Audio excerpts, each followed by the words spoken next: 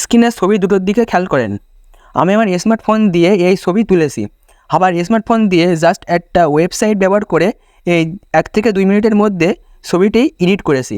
দেখেন কত সুন্দরভাবে টাই এবং শ্যুট পরিয়েছি, ব্যাকগ্রাউন্ড সেন্স এবং একটি পাসপোর্ট সাইজের ছবি কমপ্লিটলি বানিয়েছি। আপনি কীভাবে বানাবেন চলুন সেই প্রসেসটা আজকের এই ভিডিও A to Z দেখিয়ে দিই। তো ভিডিও শুরু করার আগে বরাবরের মতন একটাই রিকোয়েস্ট, যদি আমার চ্যানেল নতুন থাকেন চ্যানেলটি সাবস্ক্রাইব করে বেল আইকনে ক্লিক করে অল সিলেক্ট করে রাখবেন।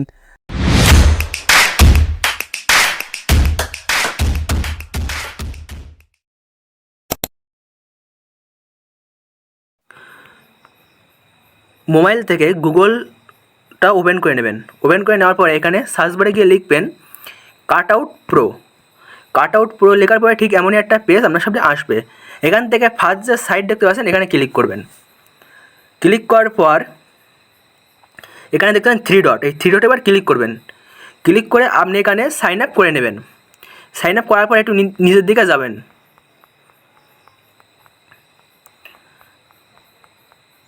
এখানে দেখতে পাচ্ছেন পাসপোর্ট ফটো মেকার, এখানে ক্লিক করবেন।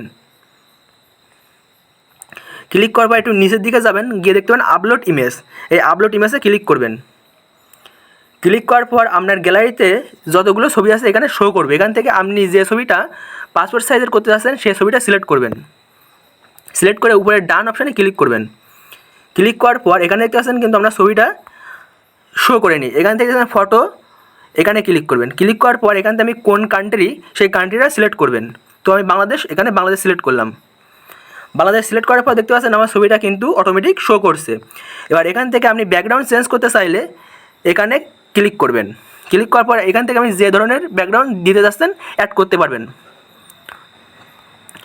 ওকে, অ্যাড করা হয়ে গেলে আপনি যদি এখানে জামা এবং টাই পরাতে চান, শ্যুট পরাতে চান, সেই ক্ষেত্রে এখানে এই জামা আইকনে ক্লিক করবেন। ক্লিক করার পর এখানে দেখতে পাচ্ছেন অনেক রকমের থিম কিন্তু দেওয়া রয়েছে। এখান থেকে যে কোনো একটা থিম আপনার পছন্দ অনুযায়ী থিম ব্যবহার করবেন। ব্যবহার করার পর খানিকক্ষণ লোডিং হবে।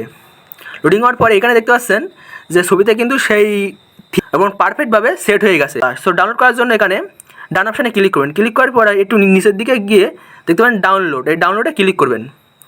ক্লিক করার পর ডাউনলোড এগেইন, এই ডাউনলোড এগেইনের পর ক্লিক করবেন। ক্লিক করার পরে দেখতে পাচ্ছেন আমরা ছবিটা কিন্তু এখানে ডাউনলোড হয়ে গেছে।